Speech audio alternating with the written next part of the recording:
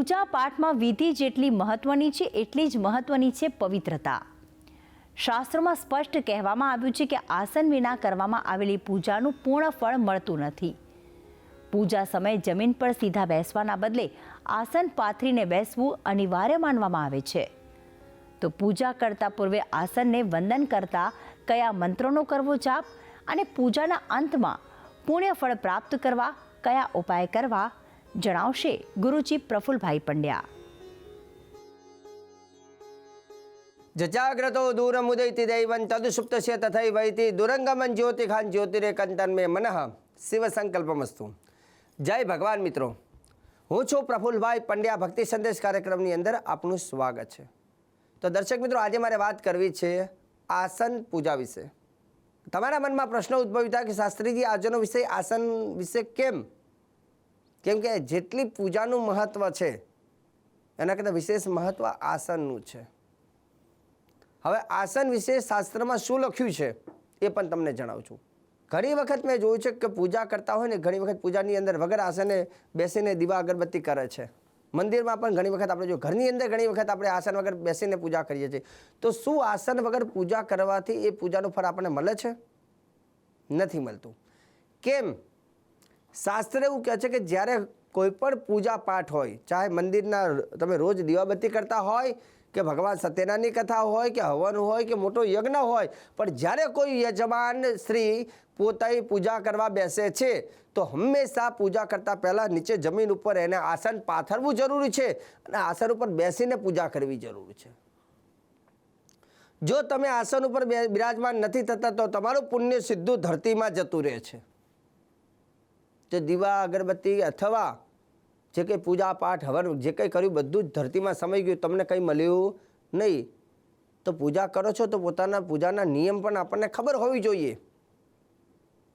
તો પૂજામાં આસન ઉપર બિરાજમાન થવાનું લખ્યું છે, એટલે વગર આસને ક્યારે પૂજા કરવી નહીં.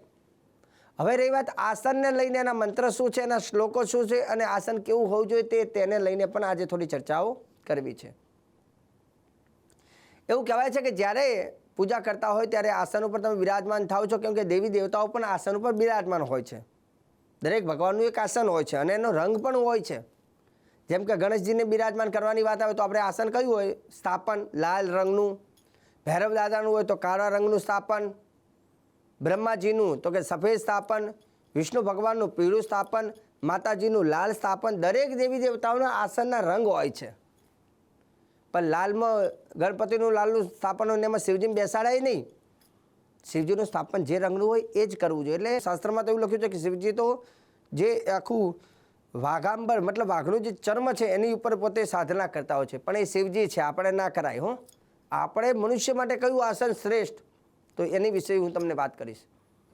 મનુષ્ય માટે શ્રેષ્ઠ આસનની વાત કરીએ તો દર્ભાસન.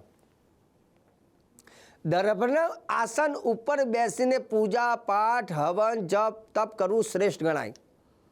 ઘણા લોકો એવું કે શાસ્ત્રીજી અમે દર્ભા ઉપર બેસીએ ને તો અમને કરડે છે, મતલબ વાગે છે. હા, દર્ભનું આસન તમને વાગે છે તો એની ઉપર એક કપડું લગાવી દો, અંદર દર્ભ રાખો, એની ઉપર કપડું મારી દો, એટલે દર્ભનું આસન તમને વાગે નહીં. પણ દર્ભનું આસન જે છે દર્ભ બહુ જ પવિત્ર ગણવામાં આવે છે. તમને કદાચ કહી દઉં કે આ દુનિયામાં જેટલી પણ વનસ્પતિ છે ને તમામ વનસ્પતિમાં સૌથી પવિત્ર વનસ્પતિ હોય તો દર્ભ છે. સમુદ્ર મંથનમાંથી જે અમૃત ઉત્પન્ન થયું હતું એના છાંટા દર્ભ ઉપર પડ્યા છે. એટલે દર્ભ ક્યારે અપવિત્ર થતો જ નથી. દર્ભમાં અમૃત રહેલું છે એટલે અમર છે દર્ભ. એટલે દર્ભનું આસન જો ઉપર જો બેસીને પૂજા કરો છો તો પવિત્રમાં પવિત્ર આસન દર્ભાસન. તો હું એવું તમને કહીશ કે ખાસ કરીને તમારા ઘરમાં એક દર્ભનું આસન હોવું જરૂરી છે અને એની ઉપર બેસીને પણ તમારું આસન તમારે જ પૂજા કરવાની. બીજું કદાચ ચલો એના સિવાય બીજું કયું? તો બીજું ઊનનું આસન હોય. ઊનનું આસન પણ શુભ ગણવામાં આવે છે. તો બીજા નંબરે ઊનનું આસન ઉપર પણ તમે બેસીને પૂજા કરી શકો છો. એનાથી આગળ રેશમનું વસ્ત્ર, રેશમને પણ બહુ જ શુભ માનવામાં આવે છે, પવિત્રમાં, તો એનું પણ આસન લઈ શકાય. પણ દર્ભનું આસન, ઊનનું અને રેશમના આસન ઉપર બેસીને પૂજા કરવી એને શુભ કહેવામાં આવે છે અને તમારું કરેલું કાર્ય એ જમીનમાં જતું નથી, એ ત્યાં જ રહે છે. એટલે આ 3 આસનને મહત્વ છે. આસનને લઈને તો વિનિયોગ પણ છે. પૃથ્વીતિ મંત્રસ્ય મેરુ પૃષ્ઠ ઋષિ સુતલન છંદ કુર્મો દેવતા આસને વિનિયોગ આવે છે. વિનિયોગ કરીને પછી આસનની પૂજા કરવાનું લખેલું છે. આસનની પૂજા પણ કરવી જોઈએ. એકલા આસન ઉપર બેસીને પૂજા કરવી જ નહીં, પણ આસનની પણ પૂજા કરવી. પહેલાં આસન ઉપર બેસવું, એની પૂજા કરવી, પછી દેવતાઓની પૂજા કરવી. હવે આસનની પૂજા કઈ રીતે કરવી તો એ પણ તમને કહી દઉં. તમે જેવા પૂજામાં આસન ઉપર બેસો છો એટલે તમારે પાણી લેવું અથવા ચંદન લેવું. તમારા આસનની નીચે, આસનને ઊંચું કરવું, એની નીચે તમારે ત્રિકોણ બનાવવાનું. ત્રિકોણ બનાવી વચ્ચોવચ્ચ એક ચાંદલો કરવાનો. ત્રિકોણ એટલે ખ્યાલ આવી ગયો ને, 3 ખૂણા, એક આ બાજુ, અહીંથી નીચેથી ઉપર લેવું, નીચેથી આમ લેવું અને પછી ક્રોસ કરવું, પછી વચ્ચે ખાલી એક ચાંદલો કરવો, એને ત્રિકોણ કહેવાય. તો એ ત્રિકોણ તમારા આસનની નીચે બનાવવું અને એની વચ્ચે ચાંદલો કરવો. આ ચાંદલો કરીને પગે લાગવાનું અને 3 મંત્ર બોલવાના. ઓમ વિમલાસનાય નમઃ, ઓમ કુર્માસનાય નમઃ, ઓમ સિદ્ધાસનાય નમઃ, ઓમ વિમલાસનાય નમઃ, ઓમ સિદ્ધાસનાય નમઃ, ઓમ કુર્માય નમઃ. 3 મંત્ર બોલીને નમસ્કાર કરો. જો તમારે વિશેષ શ્લોક બોલવો હોય તો આ શ્લોક તમારે બોલવાનો આસનને હાથ લગાવીને. પૃથ્વી ત્વયા ધૃતા લોકા દેવી ત્વમ વિષ્ણુના ધૃતા ત્વંચ ધારય મામ દેવી પવિત્રમ કુરુચાસનમ. આસનનો આ શ્લોક છે. પૃથ્વી ત્વયા ધૃતા લોકા દેવી ત્વમ વિષ્ણુના ધૃતા ત્વંચ ધારય મામ દેવી પવિત્રમ કુરુચાસનમ. આ શ્લોક બોલી આસનને નમસ્કાર કરી શકાય. અથવા મેં 3 જે વસ્તુ કહી, ઓમ વિમલાસનાય નમઃ, ઓમ સિદ્ધાસનાય નમઃ, ઓમ કુર્માસનાય નમઃ બોલીને આસનની પૂજા કરવી. અને પછી આ કર્યા બાદ તમારે દેવતાઓની પૂજા કરવાની. પણ આસન વગર ક્યારેય પૂજા પાઠ જપ તપ દાન કઈ વસ્તુ કરવી નહીં. અને કદાચ કરો છો તે બધું પુણ્ય ધરતીમાં સમાઈ જાય છે. આ યાદ રાખવું. બીજા નંબરની વસ્તુ, જ્યારે કોઈ પણ વિધિ પતી જાય ને, આ તો મેં તમને પ્રારંભની વાત કરી, જ્યારે બેસો છો ત્યારે આ વસ્તુ, પણ હંમેશા હું પ્રારંભ અને પૂર્ણાવતી બંનેની વાત કરીશ. પ્રારંભ કર્યું છે એટલે ધરતીમાં એ પુણ્ય સમય ના જાય એના માટે આપણે આ વિધિ કરી લીધી. પછી પૂજા પાઠ હવન કર્યું અને છેલ્લે એક વસ્તુ પાછી ભૂલી જાઓ છો તોય તમારું પુણ્ય ધરતીમાં નથી જતું, પણ એ પુણ્ય તમારું ઇન્દ્ર મહારાજ લઈ જાય છે. તો કે મહારાજ શાસ્ત્રીજી, આ શું ઇન્દ્ર મહારાજ લઈ જાય? ધરતીમાં સમય ના જાય એના માટે તો બતાવ્યું. હવે ઇન્દ્ર મહારાજ તમારું પુણ્ય લઈ જવાનો અધિકાર છે પાછો. તો વિધિ પત્યા પછી શું કરવું? પહેલાં તો આપણે આસનની પૂજામાં આ કરવું, પણ પત્યા પછી શું કરવું એ પણ તમને કહી દઉં. પહેલી તો આની તમને એક કથા કહી દઉં કે ઇન્દ્રદેવને વરદાન છે.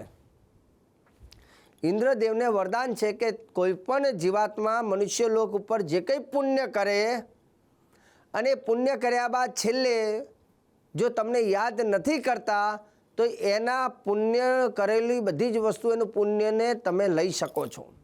સ્વર્ગના રાજા ઇન્દ્રને એવું વરદાન છે. હવે ઘણી વખત આપણે પૂજા કરીએ, હવન કરીએ, આ છે તે છે, પણ છેલ્લે એક નાનકડી વસ્તુ નથી કરતા અને આપણું કરેલું પુણ્ય ઇન્દ્ર મહારાજ લઈ જાય છે. તો હું તમને ટીવીના માધ્યમથી એવી જાણકારી આપીશ કે ના તો તમારું પુણ્ય ધરતીમાં જાય કે ના તમારું પુણ્ય ઇન્દ્ર મહારાજ લઈ જાય. તો એના માટે શું કરવું? તો તમારે જ્યારે પણ તમે મંત્ર જાપ કર્યા હોય અથવા ઘરના દેવી દેવતાની બધી પૂજાપાઠ કરી હોય અથવા કોઈ પણ હવન યજ્ઞ યાગાદી બધું છેલ્લે પૂરું થઈ જાય એટલે છેલ્લે તમારે જેમ શરૂઆતમાં આસનની પૂજા કરીને તેમ છેલ્લે એ આસનની નીચે એક ચમચી ભરીને ખાલી પાણી પધરાવવાનું અને એ પાણીનો ચાંદલો તમારે તમારા કપાળમાં કરવાનો અને બોલવાનું ઓમ શક્રાય નમઃ. શું બોલવાનું? ઓમ શક્રાય નમઃ. હવે શક્ર એટલે ઇન્દ્રદેવનું એક નામ છે. ઓમ શક્રાય નમઃ. શક્રનો અર્થ પણ તમને કહી દઉં કે જે માણસ એવું કહેવાય છે કે યજ્ઞ જે 100 યજ્ઞ કરે છે, જે 100 યજ્ઞ કરે છે એ સ્વયં શક્ર બની જાય છે. અને શક્ર એટલે ઇન્દ્રાસન એને જ મળે છે જે 100 યજ્ઞ પૂર્ણ કરે છે.